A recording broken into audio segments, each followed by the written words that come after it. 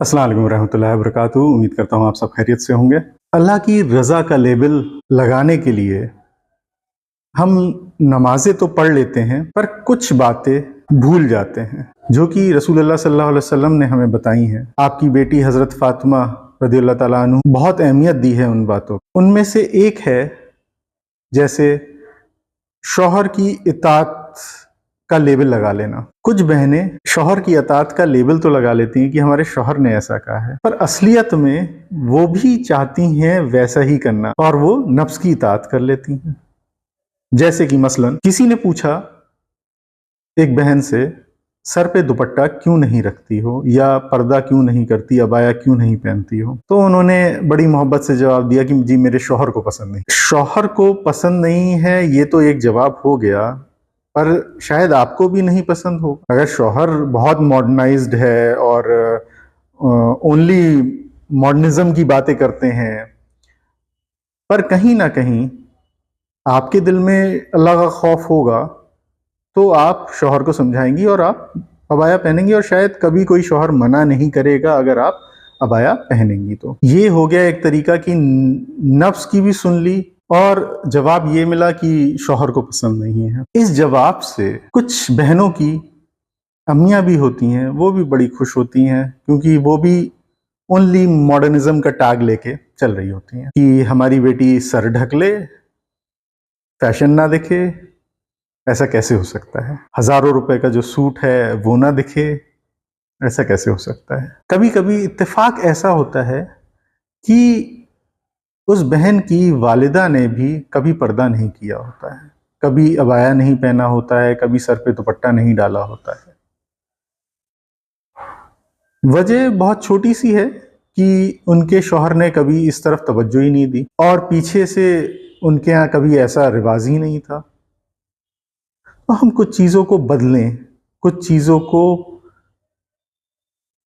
बदल के वापस लें आए, यू टर्न लें एक, और इस्लाम की तरफ वापस आए, जो कि इस्लाम हमसे कह रहा है कि पर्दा कीजिए। अब कभी कभी होता यह है कि एक औरत है, वो 50, 60, 70 साल की हो गई, तो क्या उसे भी पर्दा करना जरूरी है? अगर उसे कोई तकलीफ है, पैरों में, चलने में, घुटनों में कोई परेशानी है, कम दिखता है, चक्कर आते हैं, इस तरह की कोई भी परेशानी है, तो उसके लिए हुक्म है उस बात के लिए कि आप एक बड़ी सी चादर ले लें और कम से कम अपने जिस्म के ऊपरी हिस्से को कम से कम 70 के हद तक ढक लें। आज के वक्त में उस बहन के वालिद क्या कर रहे थे जब वो बड़ी हो रही थी? वालिद ने कभी क्यों नहीं टोका? ये काम सबसे पहले वालिद का और वालदा का है कि वो उससे कहें कि घर से बाहर निकल रही हो, आज तुम 8 साल की या 10 साल की हो गई, अब घर से बाहर निकल रही हो, अबाया पहनना शुरू करो, अपने जिस्म को ढकना शुरू करो। क्यों? हमारे लिए हमारी बेटी, हमारी बहन दुनिया की सबसे खूबसूरत औरतों में से है, और खूबसूरत चीज हो या इंसान हो, उसे छुपा के रखा जाए तो उसका अलग ही मजा है। तो आप लोग अपनी बहनों को, अपनी बीवियों को क्यों नहीं कहते कि आप लोग भी अपने आप को ढक के निकलें? आप दुनिया की सबसे खूबसूरत जेम्स में से एक हैं। देखिए, कभी कभी हिदायत आदमी की तरफ से मिलती है औरत को, कभी कभी औरत की तरफ से आदमी को मिलती है। हम ये कोशिश करेंगे कि औरत को हम समझा पाएं, तो ये हमारे लिए बेहतर होगा। कैसे बेहतर होगा? कि अगर वो पर्दा करेंगी तो आप एक जवाब से बच जाएंगे आखिरत में। अब आप वालिद हैं तो अपनी बेटी के लिए सोचिए, भाई हैं तो बहन के लिए सोचिए, शौहर हैं तो अपनी बीवी के लिए सोचिए। आप तीनों पे ये सवाल आएगा आखिरत में कि आप लोगों ने क्यों नहीं कहा। उस वक्त भी वो औरत कह देगी मेरे वालिद को पसंद नहीं था, मेरे भाई को पसंद नहीं था, मेरे शौहर को पसंद नहीं था, और उन्होंने कभी मुझसे कहा भी नहीं पहनने के लिए। हो सकता है आपके वालिद ने, आपके भाई ने मोहब्बत में आपसे ना कहा हो, पर मैं समझता हूँ आपके शौहर ने जरूर एक दो बार कहा होगा। पर कहीं ना कहीं फिर वो भी मॉडर्नाइजेशन का हो सकता है मारा हो, और उसने कहा हो अच्छा अरे तुम्हारा गहने नहीं दिखेंगे, तुम्हारी ज्वेलरी नहीं दिखेगी, ये लाखों रुपए की खरीदी है तो कैसे चलेगा?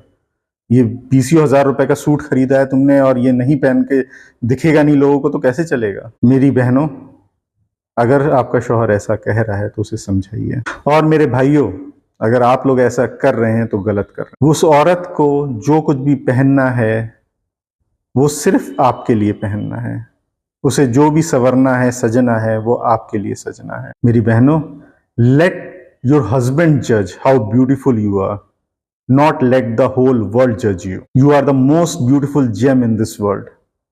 Cover yourself. मेरी बहनों, मेरा मानना है अगर आपका शौहर मना भी करता है कि नहीं ये ज्वेलरी दिखनी चाहिए, ये गहने दिखने चाहिए और आपके कपड़े दिखने चाहिए, शायद आप एक बार ट्राई कीजिएगा, मेरे कहने पे एक बार ट्राई कर लीजिएगा, आपके इस भाई को भी कुछ सवाब मिल जाएगा इंशाल्लाह। कि आप लोग अबाया पहन के, जैसे आप खूबसूरत से सूट खरीदते हैं वैसे ही खूबसूरत सा अबाया खरीदिए, और वो अबाया पहन के, या उसे बॉडी कवर भी कह सकते हैं, पहन के अपने शौहर के सामने जाइए। फिर उससे पूछिए कि मैं ऐसे अच्छी लग रही हूं, सबके सामने जाऊं, ऐसे जाऊं, या सिर्फ सूट पहन के चली जाऊं? आप क्या कहते हैं? मुझे उम्मीद है वो शख्स, वो आदमी, आपका शौहर मना नहीं करेगा कि नहीं आज से तुम अबाया ही पहना करो बाहर निकलते वक्त। आप बाहर निकलिए, अबाया पहनिए, बॉडी फिटिंग का कभी अबाया मत पहनिए, बॉडी लूज का अबाया पहनिए कि बॉडी से लूज हो हमेशा अबाया आपका। कभी भी फिटिंग का अबाया मत पहनिएगा, क्योंकि ये फैशन की चीज नहीं है, ये एक खूबसूरत इंसान को ढकने के लिए है, क्योंकि हमें अपने हर खूबसूरत चीज को बचाना है नजरे बद से। नजरे बद से बचिए, अपने इस भाई को दुआएं दीजिए इंशाल्लाह। ऐसा करने के बाद मान लीजिए आपका शौहर तब भी आपको मना करता है कि नहीं नहीं आप अबाया मत पहनिए, तो मेरे ख्याल से वो बड़ा ही कोई मॉडर्नाइजेशन का बहुत ज्यादा मारा हुआ होगा जो आपको मना करेगा। अदरवाइज मुझे नहीं लगता है कोई भी शख्स आपको मना करेगा इस चीज के लिए, क्योंकि एक शौहर की इज्जत उसकी बीवी है, और इज्जत जितनी ढकी हुई हो वही अच्छा है। दुआओं में याद रखिए अपने इस भाई को, आपकी दुआओं का तलबगार हूं। दुआओं में याद रखिए, मेरे चैनल फैज़ हिदायत को सब्सक्राइब करिए। अल्लाह हाफिज।